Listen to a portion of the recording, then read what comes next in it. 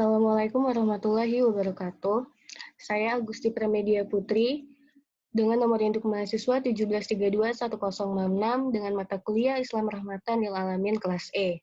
Di sini saya akan mempresentasikan hasil PPT yang berjudul Kerusakan Alam Semesta dan Solusi Nilai-Nilai Islam Rahmatan Lil Alamin. Yang pertama ada dalil Islam Rahmatan Lil Alamin. Allah mengukuhkan Nabi Muhammad sebagai pembawa risalah perdamaian untuk umat manusia. Nabi Muhammad bukan hanya milik orang yang beragama Islam saja, tetapi Nabi Muhammad milik semua manusia sebagai pembawa misi perdamaian. Sebagaimana firman Allah yang berbunyi, "Wa ma arsalnaka illa rahmatal lil alamin," yang artinya tidaklah kami mengutusmu Muhammad kecuali untuk memberikan rahmat atau kedamaian bagi alam semesta. Quran Surat Al-Anbiya ayat 107. Selanjutnya ada hadis yang berbunyi, Asy-Syabuni dalam Safwatut Tafasir, maksud ayat ini adalah tidaklah kami mengutusmu, wahai Muhammad, melainkan sebagai rahmat bagi seluruh makhluk. Sebagaimana dalam sebuah hadis yang berbunyi, Innama narahmatun muhdatun, yang artinya sesungguhnya aku adalah rahmat yang dihadiahkan oleh Allah. Hadis riwayat Al-Bukhari dalam Al-Ilal Al-Kabir 369, Al-Baihaqi dalam Syu'abul Iman 596. Hadis ini disohihkan Al-Albani dalam silsilah As-Sohihah 490, juga dalam Sohih Al-Jami 2345. Selanjutnya ada definisi rahmatan lil alamin. Rahmat ialah kasih sayang. Diutusnya Nabi Muhammad SAW bersama dengan ajaran Islam merupakan sebuah bentuk kasih sayang Allah Subhanahu wa Ta'ala kepada seluruh alam semesta. Yang kedua, dalil alamin adalah untuk seluruh alam, seluruh makhluk Allah yang hidup yaitu manusia, hewan, dan tumbuhan. Semuanya mendapat rahmat dengan kehadiran Nabi Muhammad SAW. Selanjutnya ada Islam Rahmatan Lil Alamin. Jadi, apa sih pengertian Islam Rahmatan Lil Alamin? Jadi, menurut ayat Al-Quran, hadis dan pengertian sebelumnya tentang Islam Rahmatan Lil Alamin adalah agama yang membawa rahmat bagi seluruh alam semesta. Sebagaimana dipahami dari definisi Islam sebagai agama penyelamat, adalah upaya komprehensif memahami Al-Quran dan hadis yang bertujuan untuk mempraktikkan nilai-nilai universal Islam untuk kebaikan sesama manusia, menjaga kelestarian alam dan lingkungan, mencipta kehidupan yang asri, menebar kedamaian, ketentraman, dan keharmonisan untuk semua manusia tanpa terkecuali. Selanjutnya ada alam semesta. Alam semesta adalah ruang di mana di dalamnya terdapat kehidupan biotik maupun abiotik, serta segala macam peristiwa alam yang diungkapkan maupun tidak. Sebenarnya, seluruh kejadian di alam semesta sudah terjadi, dan kejadian mengikuti segala rencana dan konsep yang sudah tertera di dalam Al-Quran. Alam semesta dalam perspektif Al-Quran. Jagat raya ini adalah sebuah massa atau susunan unsur. Unsur itu berada dalam perbentangan, sehingga alam semesta dalam perspektif Al-Quran dapat dipahami sebagai perbentangan unsur-unsur yang saling mempunyai keterkaitan. Pada hakikatnya, alam semesta haruslah dipahami sebagai wujud dari keberadaan Allah Subhanahu wa Ta'ala.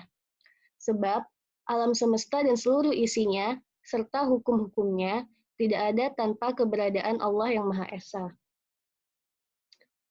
Segala sesuatu termasuk langit dan bumi merupakan ciptaan Allah yang Maha Kuasa. Ibrahim surat ke-14 ayat 11. Allah adalah pemilik mutlak dari alam semesta dan penguasa alam semesta serta pemeliharanya yang Maha Pengasih. Al-Baqarah ayat 1-3 sebagai penciptanya. Alam semesta ini menyerah kepada kehendak Allah dalam Quran Surat Ali Imran surat ketiga ayat 83 dan memuji Allah dalam Surat Al-Hadid ayat 1.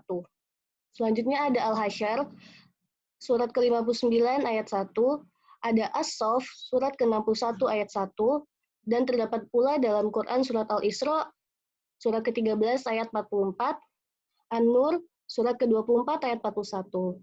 Antara alam semesta atau makhluk dan Allah mempunyai keterikatan erat, dan bahkan meskipun mempunyai hukumnya sendiri, ciptaan umat bergantung pada pencipta yang tak hingga dan mutlak. Menurut filsuf Islam, yang pertama ada Muhammad Abduh. Orang Arab sepakat bahwa kata alamin tidak digunakan untuk merujuk kepada segala sesuatu yang ada, seperti alam, batu, dan tanah. Tetapi, mereka memakai kata alamin untuk merujuk kepada semua makhluk Tuhan yang berakal, seperti alam manusia, hewan, dan tumbuhan. Selanjutnya, ada Abu al-Ainain. Alam semesta dalam filsafat dengan istilah kaun yang berarti segala sesuatu yang diciptakan Allah, yang mencakup nama segala jenis makhluk, baik yang dapat dihitung maupun yang dapat dideskripsikan saja. Al-Kaun sebagai makhluk Allah dapat dibagi menjadi dua kategori. Yang pertama, alam atau al-syahadah yang dapat dikenali melalui panca indera seperti langit dan bumi. Dan yang kedua, ada alam al-goib atau yang hanya dapat dikenali melalui wahyu ilahi seperti alam malaikat dan jin. Selanjutnya ada kerusakan alam semesta. Lingkungan merupakan bagian dari integritas kehidupan manusia, sehingga lingkungan harus dipandang sebagai salah satu komponen ekosistem yang memiliki nilai untuk dihormati, dihargai, dan tidak disakiti. Lingkungan memiliki nilai terhadap dirinya sendiri. Integritas ini menyebabkan setiap perilaku manusia dapat berpengaruh terhadap lingkungan di sekitarnya. Perilaku positif dapat menyebabkan lingkungan tetap lestari, dan perilaku negatif dapat menyebabkan lingkungan menjadi rusak. Integritas ini pula yang menyebabkan manusia memiliki tanggung jawab untuk berperilaku baik dengan kehidupan di sekitarnya. Kerusakan alam diakibatkan dari sudut pandang manusia yang antroposentris, memandang bahwa manusia adalah pusat dari alam semesta. Sehingga alam dipandang sebagai objek yang dapat dieksploitasi hanya untuk memuaskan keinginan manusia. Hal ini telah disinggung oleh Allah Subhanahu wa Ta'ala dalam Al-Quran Surat Ar-Rum ayat 41 yang berbunyi, Zuharul fasadu fi bari wal bari bima kasabat aidin nasi, liyuziqohum badul lazi amilu la'allahum yarji'un. Yang artinya telah nampak kerusakan di darat dan di laut disebabkan karena perbuatan tangan manusia, supaya Allah merasakan kepada mereka sebahagian dari akibat perbuatan mereka, agar mereka kembali ke jalan yang benar. Selanjutnya, ada dalil dari Quran Surat Al-Baqarah ayat 11 yang berbunyi, Wa iza qila lahum la tufsidu fil ard, qalu innama nahnu muslihun. Yang artinya, dan apabila dikatakan kepada mereka, janganlah berbuat kerusakan di muka bumi. Mereka menjawab, sesungguhnya kami justru orang-orang yang melakukan perbaikan.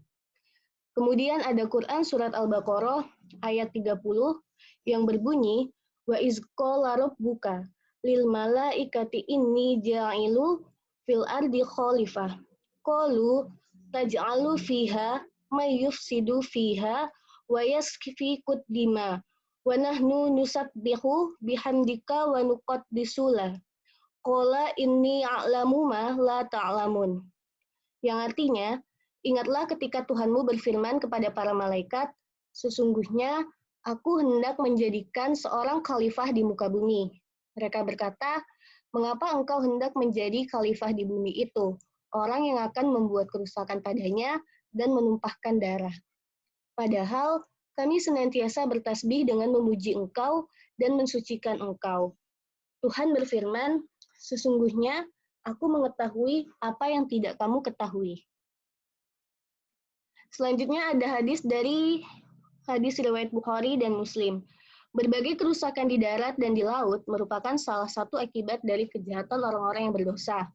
Kekeringan, banjir, gunung, badai, semua itu bukan hanya faktor bencana alam, tapi juga akibat dari kejahilan tangan-tangan manusia. Juga banyaknya kemaksiatan yang dibuat. Rasulullah Shallallahu Alaihi Wasallam pernah bersabda, ketika ada orang yang sering berbuat dosa itu mati, maka hamba-hamba Allah Subhanahu wa Ta'ala seperti manusia, bumi, pohon, dan hewan-hewan merasa lega.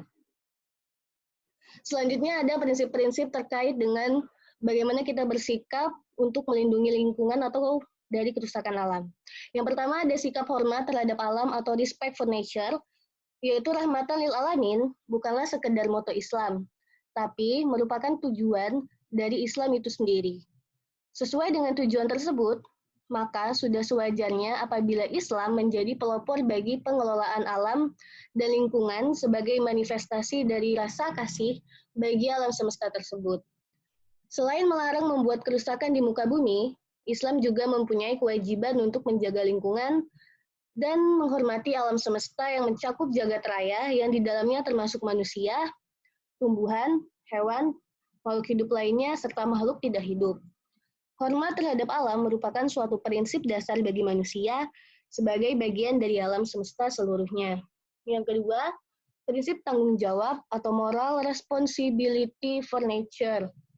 Manusia mempunyai tanggung jawab baik terhadap alam semesta seluruhnya dan integritasnya, maupun terhadap keberadaan dan kelestariannya.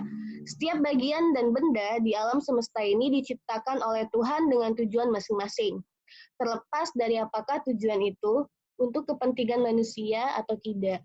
Oleh karena itu, manusia sebagai bagian dari alam semesta bertanggung jawab pula untuk menjaganya. Yang terakhir, ada prinsip kasih sayang dan kepedulian terhadap alam atau caring for nature.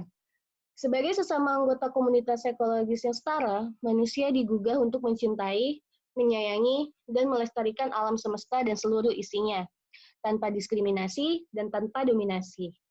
Dari Anas radhiyallahu anhu bahwa Nabi Shallallahu alaihi wasallam bersabda, tidak seorang pun muslim yang menanam tumbuhan atau bercocok tanam, kemudian buahnya dimakan oleh burung atau manusia atau binatang ternak, kecuali yang dimakan itu akan bernilai sedekah untuknya. Dalil menjaga lingkungan dan carilah pada apa yang telah dianugerahkan Allah kepadamu kebahagiaan negeri akhirat. Dan janganlah kamu melupakan bahagiamu dari kenikmatan duniawi dan berbuat baiklah kepada orang lain. Sebagaimana Allah telah berbuat baik kepadamu, dan janganlah kamu berbuat kerusakan di muka bumi. Sesungguhnya Allah tidak menyukai orang-orang yang berbuat kerusakan.